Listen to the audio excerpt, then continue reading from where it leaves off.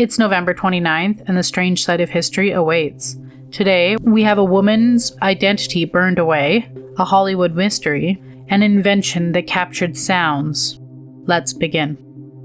On November 29, 1970, investigators in Bergen, Norway, stepped before the press with an update they hoped would calm the public. Instead, it only deepened one of Europe's strangest unsolved mysteries. Hikers had found the body of an unidentified woman in the Isdal Valley, a place locals already called Death Valley for its history of strange accidents. Her body was burned, positioned as if she had collapsed mid-stride. No clear signs of how she arrived there or who she really was. Then the investigation took a darker turn. Police revealed that the woman had traveled across Europe under multiple fake identities, and each with its own passport. In her luggage was wigs, disguises, coded notes, and traces of chemicals associated with espionage tradecraft. Every clothing label had been cut out, fingerprints carefully removed, and even the serial numbers on her belongings were scraped away. Witnesses reported seeing her in the hotel, always alone, speaking several languages with different accents, as if changing identities was second nature. In her room, investigators found strange, smoky smell, as if someone had attempted to destroy evidence moments before slipping away. Despite the international search, no family ever came forward, no country claimed her, and no agency admitted to knowing who she was. More than 50 years later, the Isdal woman remains nameless, her life and final mission still locked behind the shadows of the Cold War. Was she a spy or a victim on the run? It's chilling to think that in a world of passports, photos, and fingerprints, someone could still be erased so completely. On November 29, 1981, Hollywood woke to the headlines that didn't feel real. Natalie Wood was gone. The beloved actress, known for West Side Story and Rebel Without a Cause, had spent a weekend on a yacht near California's Catalina Island.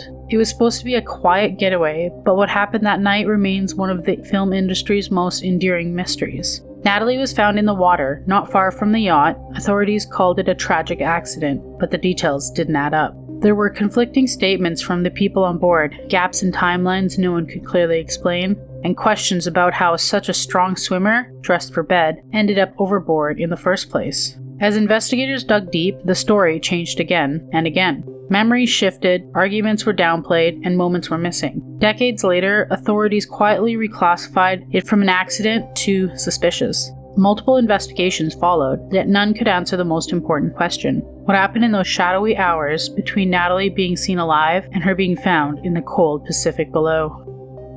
For all the fame that surrounded the case, the answers remained strangely silent. What or who stole her final moments?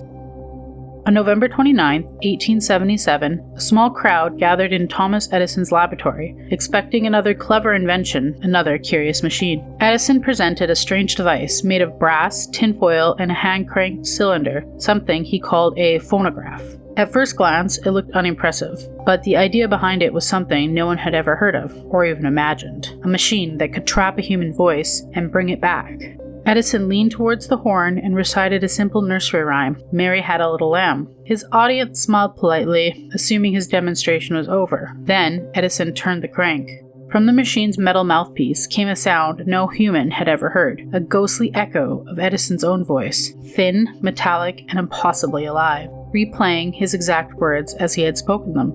Witnesses later wrote that the hair on their arms stood up. Others admitted to stepping back, unsure if the device was mechanical or something closer to supernatural. For the first time in history, a voice had been captured, frozen in time, and summoned back at will. They stood stunned in silence, unsure whether they had seen scientific breakthrough or unlocking something far stranger, an idea that even when the voice is gone, it could still find its way back. People thought it was magic, or maybe something darker. But what it truly was innovation that laid the groundwork for the future. Another day, another strange bite from history. Like, comment, and subscribe. Your next eerie dose is just a day away.